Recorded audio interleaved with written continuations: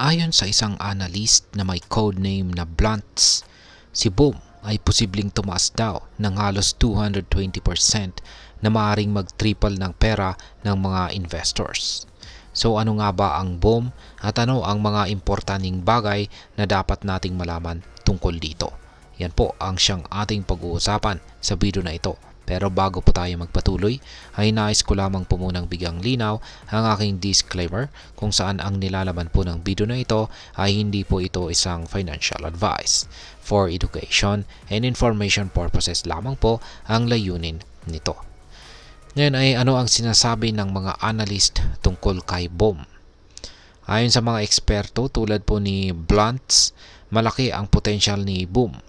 Ipinakita niya na kanya pong ipinakita sa kanyang mga followers ang isang chart na nagpapakita na si Boom ay nasa punto na ng isang monster breakout. Ang sinasabi nito, maaaring umabot ang presyo ni Boom sa presyong 0.03 mula sa kasalukuyang presyo nito na magbibigay po ng malaking kita sa mga maagang investors or early investors. Ngayon ay paano nag-perform ang Boom sa market? Inilabas noong March 2024 at nagsimula si Boom sa halagang 20 digits 1 at mabilis na tumaas hanggang sa all-time high nito na nasa presyong 0.02689. Ngunit gaya po ng ibang mga meme coins, bumagsak din ito pagkatapos ng kanyang initial surge.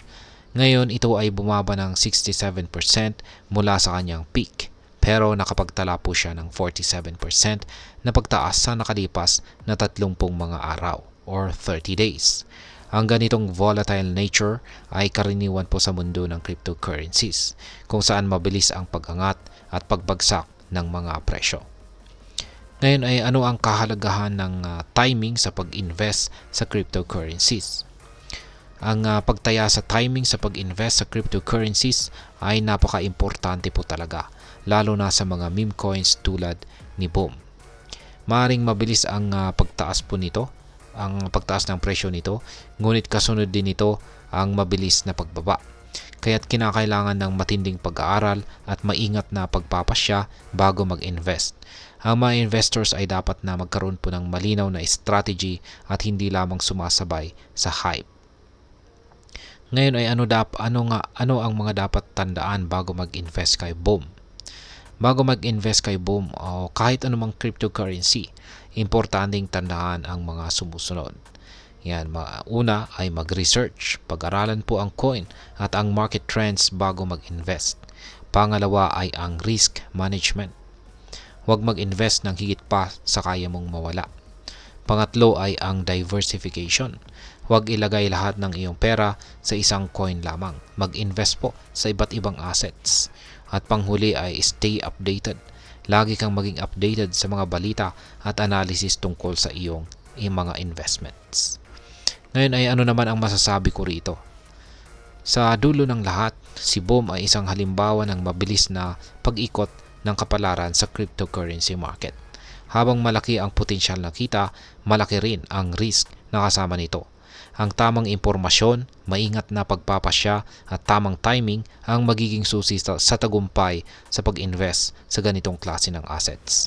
Hindi po lahat ay maaring yumaman kaagad, ngunit ang tamang strategy ay makakatulong po na ma-manage ang risk at ma-maximize ang gains.